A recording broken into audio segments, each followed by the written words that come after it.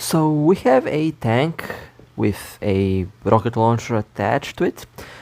Well, we also have a tank destroyer with a rocket launcher attached to it. And today, well, we'll be taking a look at the Raketniak Panzer II. Now, I was always very curious to see how this vehicle would work, and I was also very interested to see how it actually works. Now, it has a 130mm ATGM attached on the top of the tank. It is a very lightly armored vehicle, it is very fast, and it has fantastic penetration. This might be, I would say, the best performing ATGM missile, although as you'll see, it is not as easy as it looks to drive this tank. I would say the IT-1 is probably the best performing and the easiest to drive vehicle. The other ATGM vehicles within the same tier or tier above are a bit weird, and they have their advantage, but I would say the IT-1 is simply the best because, I mean, that thing has the turrets, and you can basically play it very stealthy.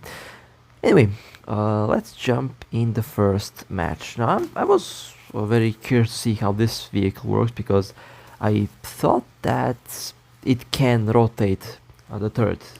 Well, the turret. I thought that it can just rotate the ATGM in a 360 degree angle. Well, that's not really the case.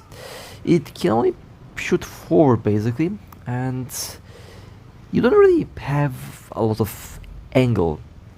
It has about the same angle as the Yak Panzer IV, which is a tank destroyer, but this is a low profile vehicle, so you can technically hide the lower part of the tank with the ATGM being the only thing on top of, only thing being exposed.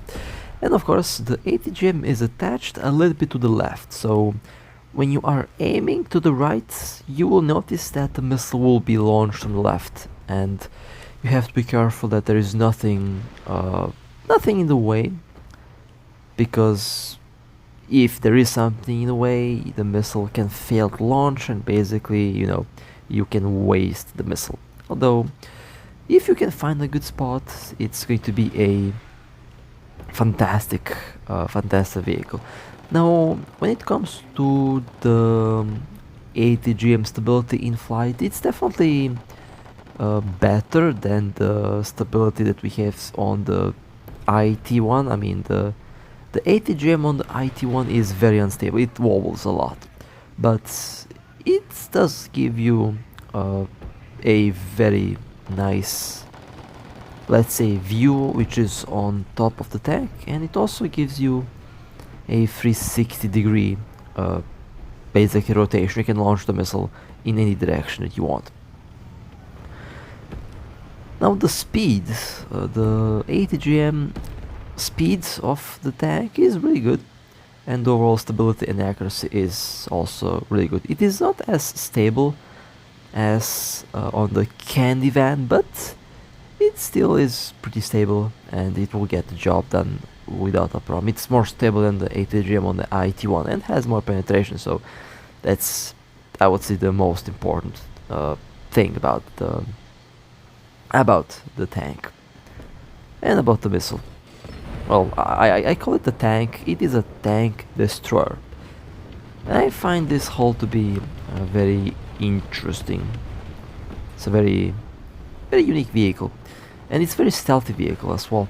I love stealthy vehicles, and stealth is in all the ways much better than having armor, since armor can be penetrated, but if you're stealthy, then you technically, you know, have more advantage over the armor, but that's a topic for a different video. Now, so far on this map, this position here is, I would say, probably the best position that you can get with this tank, since you have to position this tank in such a way that you can be hidden behind cover, but at the same time you also want to be able to shoot, and you also want to be able to escape if necessary. Now, on this map there are several positions that you can go to. This is one such position. The other positions are good, but for this game mode this current position seems to be the best, and as you can see it works really well so far. 7 kills with the Raketen Jagdpanzer, which in translation means a Jagdpanzer that's hunting tanks with rockets, or something like that. Rocket hunting pan or something. I don't know. It's a very nice name in German. I like the name on this tank. I think it sounds really good. Now, speaking of armor, the armor on this tank isn't, well, it's non-existent. It is very lightly armored, so small machine guns, high caliber machine guns like 30mm machine guns, and basically high explosive shells, and any shell can easily penetrate the armor. So stealth is still the way to go, although in some cases the enemy can technically overpenetrate and do no damage, which is something that happened on the start of the video here. I got hit, but nothing happened because the shell basically just went through the tank without hitting anything. So overall, this little tank is, in other ways, as I mentioned, difficult to drive because of how it works. Now the other drawback is basically how the maps are structured. Most of the maps are small and you can't really take advantage of the stealth part of this vehicle. Only a couple maps do show you to offer you the stealth ability, or should I say, they offer the protection that this tank needs. It is a vehicle that should rely on stealth over anything else,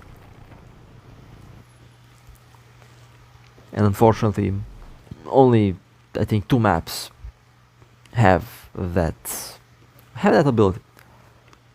So I really hope that the developers do enhance the maps by making them larger. I think if the maps were larger, things would definitely be a bit more interesting for a lot of different vehicles.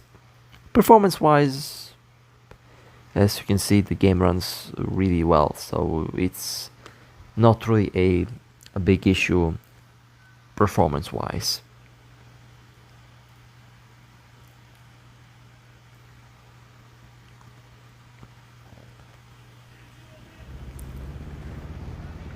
Okay, let's go to the next round, and here you can actually go to this little position.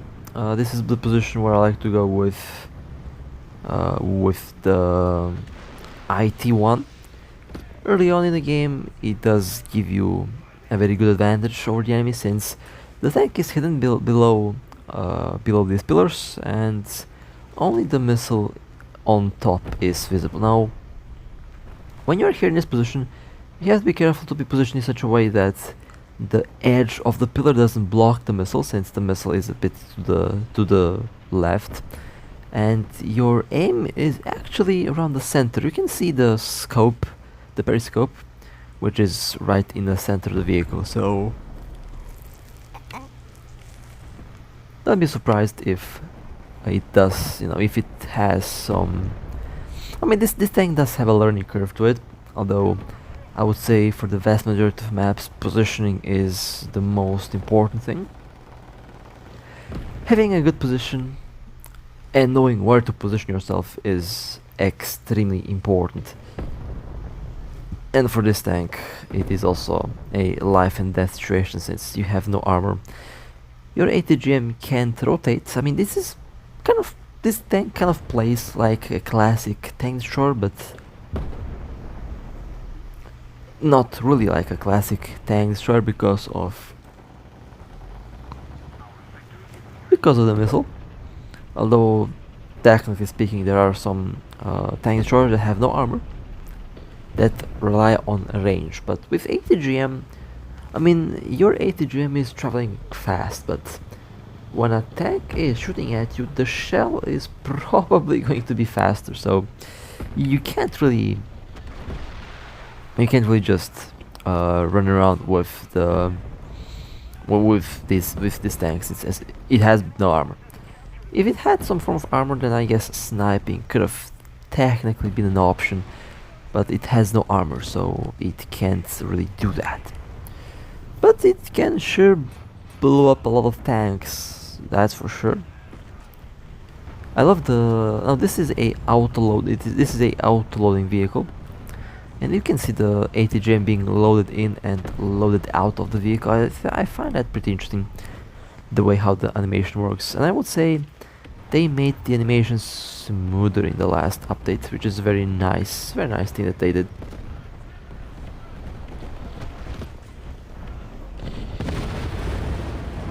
Alright, well, we have 5 kills, but it's not looking that good. I feel like our team is losing, to be honest. I don't know why, but it doesn't feel like we are going to win the match.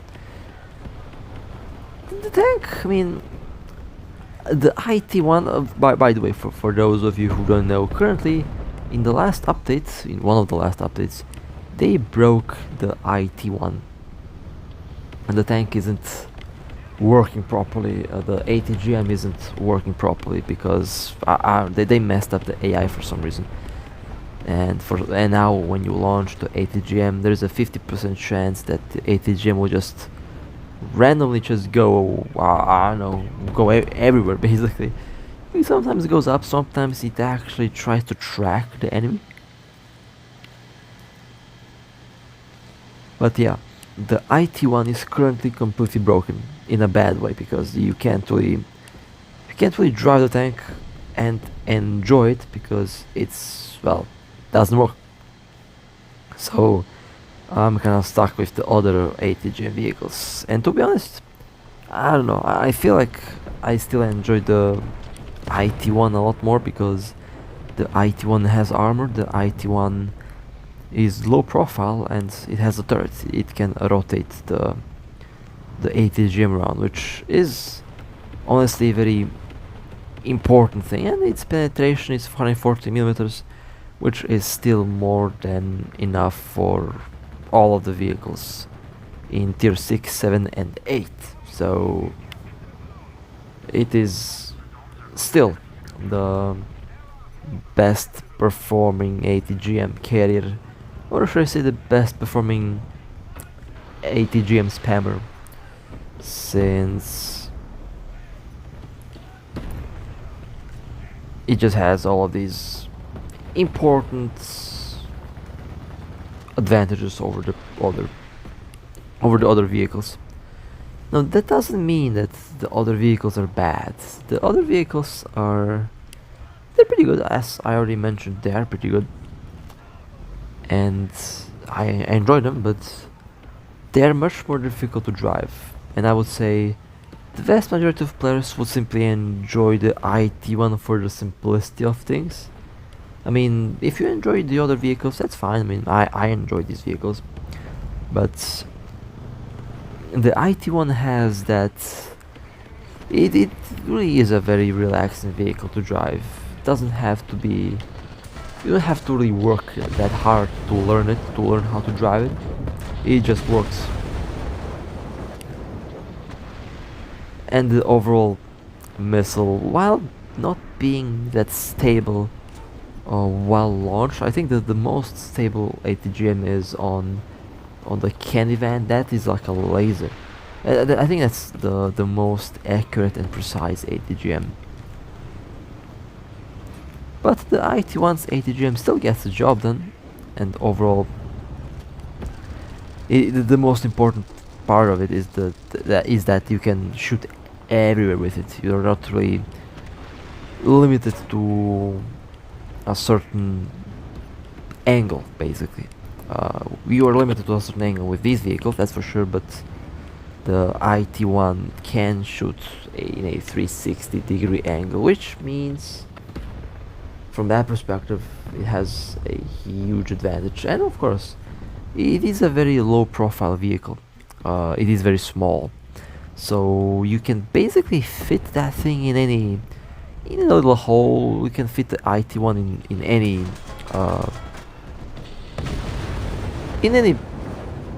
hiding spot, any rock.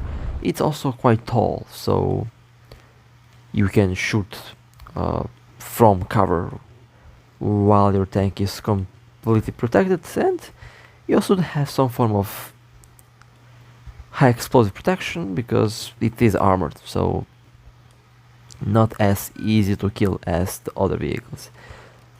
Well, the previous match was a total disaster, as you could see. That was an epic failure, to be honest. That was a very big fail.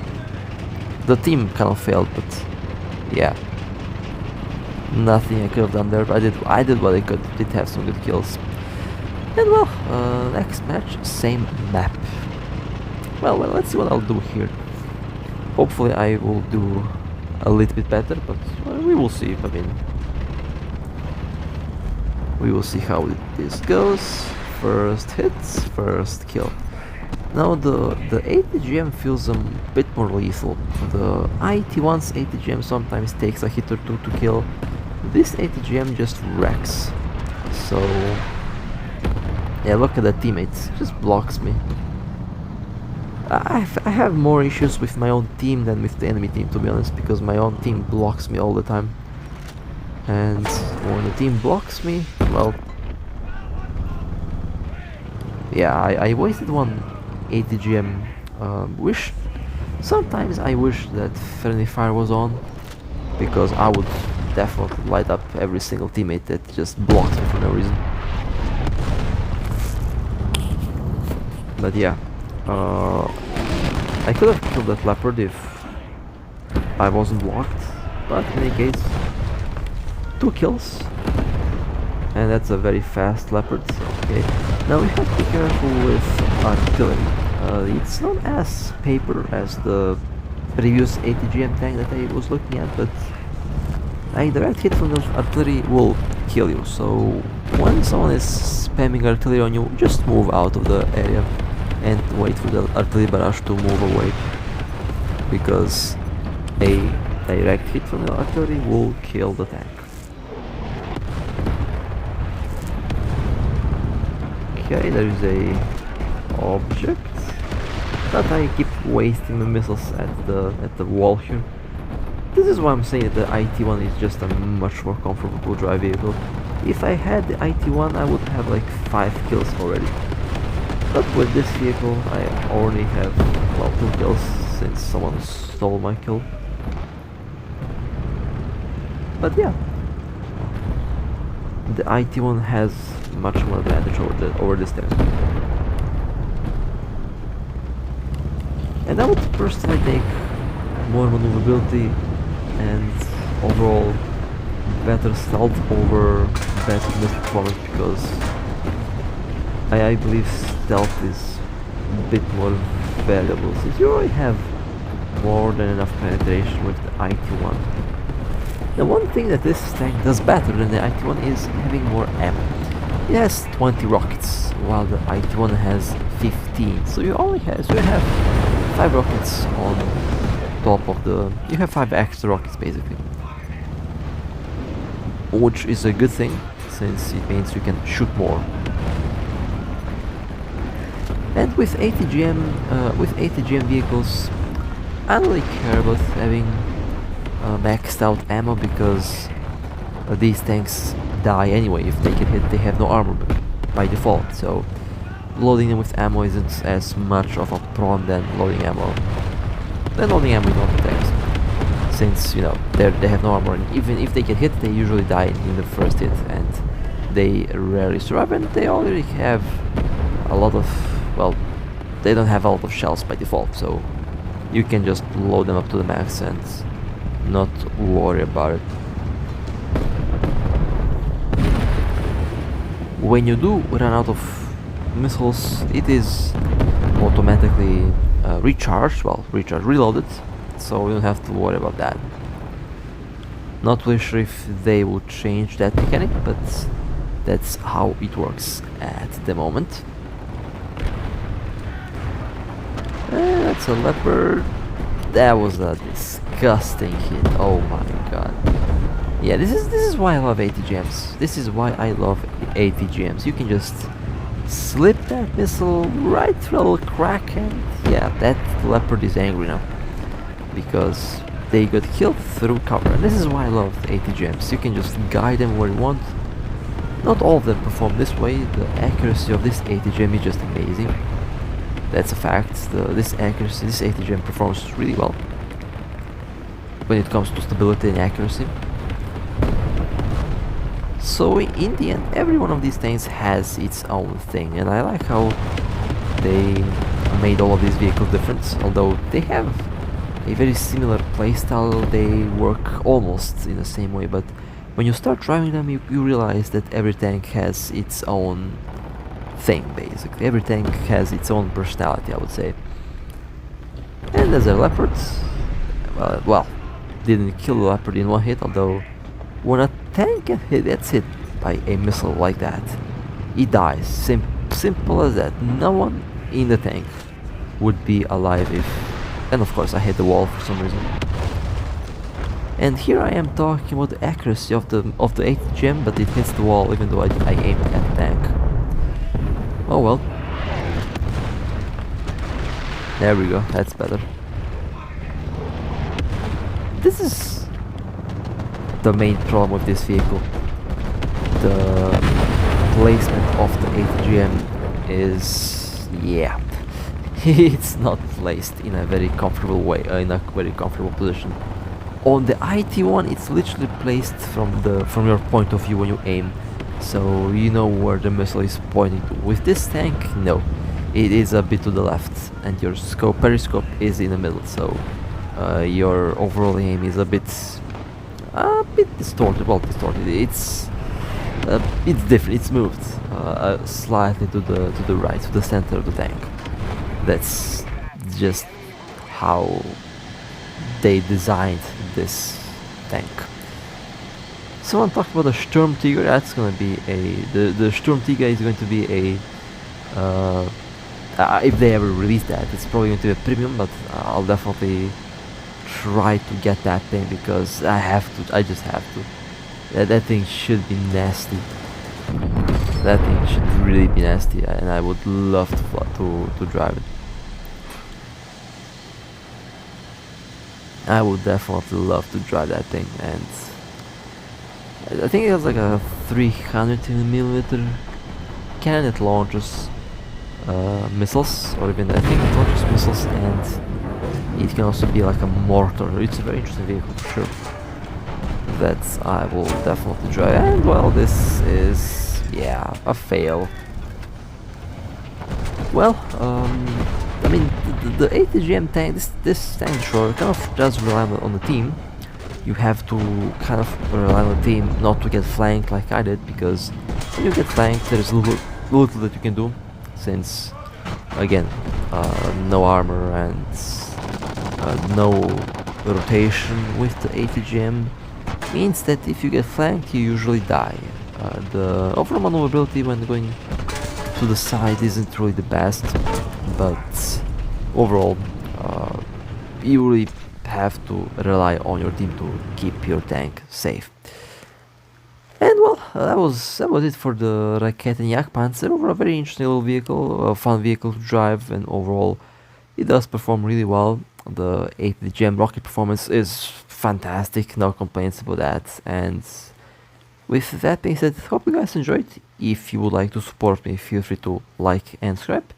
And with that being said, stay safe, and as always, I'll see you next time.